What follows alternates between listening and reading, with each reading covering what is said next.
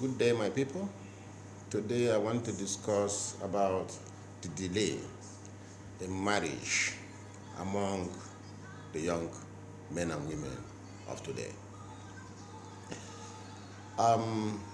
First of all, I have to thank you all who has shown interest on our previous videos by subscribing to our YouTube channel, Gazby.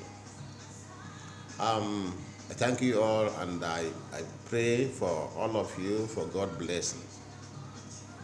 And I plead that you people should continue to subscribe so that our ministry will grow.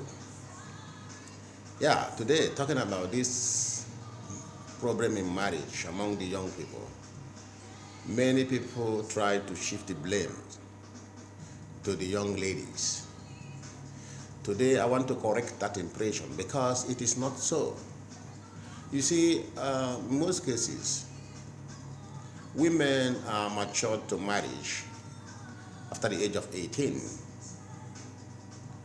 Every woman who wishes to get married at the age of 18 can find a husband. It's ripe to live in a man's house. But in the case of men, a man might need to get up to 23, 26 and above to be ripe and matured enough to get married to any woman. It's not all about finance. It's also about the maturity of the brain to be a father, to think like a father. Now, in this situation, you find out that some of these our young men are not ready, even at the age of 26, to take the hands of these our young girls in marriage. At 18, at 19, they are still single. At 20, they are still single. So what do you expect? These young ladies are being delayed naturally because the people that will ask their hands into marriage is not ready to get married to them. And that is why they remain so single for a very long time. So we should be blaming not only the girls, we should be blaming the men also who want to make the whole world before deciding to get married. 30 years ago, 25 years ago, people get married with the first 100,000 naira they made. With the first 50,000 naira in their account, they are looking for a wife to marry, with the hope that you marry your wife and you make the money together with your wife. But today, everybody wants to drive a range.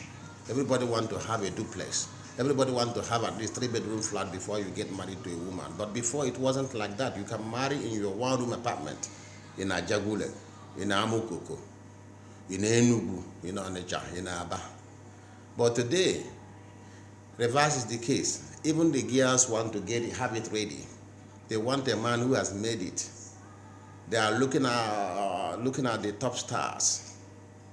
And everybody wants it already made. Nobody wants to manage. Nobody wants to start from the scratch. Nobody wants to count one before counting 5. So, and that is the problem we are facing.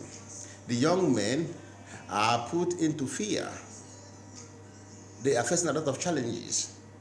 And that is why you see some old men now taking over what the young men are supposed to do.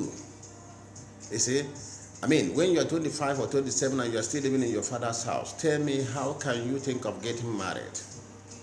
And when your girlfriend is carrying a telephone at the cost of 200,000 naira, and you know that your salary is about 80,000 naira, how can you propose for such a girl for marriage?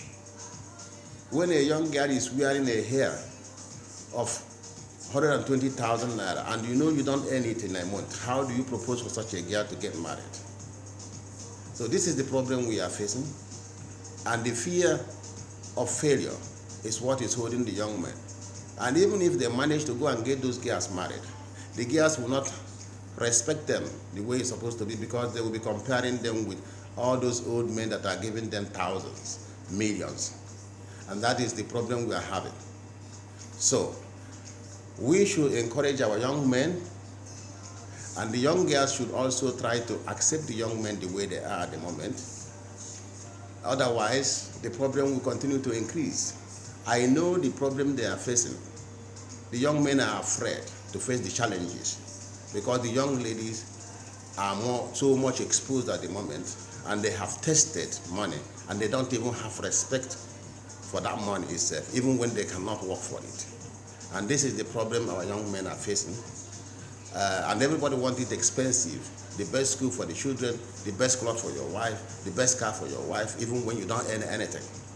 So by the time we look at all these things together and we try to advise our children, men and women, young girls and young boys, tell them to accept themselves and try to work together as a family, and God will bless them together, and they will start to grow from the root, and not just thinking, I'm going to get it already made.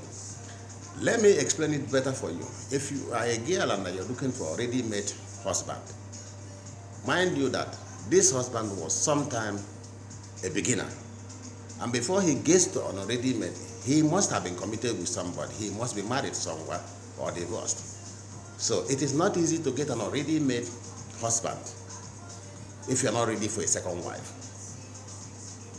That man that is giving you 1 million today, 500,000, who is buying you a Jeep, is married to somebody somewhere. You are cheating somebody. So, and that is what we have to stop. And we, the men who are encouraging those young girls by dashing them too much money that their husband cannot give to them, should stop doing such a thing, because it's corruption. You are corrupting those girls. When you are giving a girl 300,000, while the husband has no 100,000 in his account, or the husband to be, you are making that girl to know that there is men and there is men. And this is what every girl will record in their head and begin to think towards and say, maybe this other man is not good enough for me.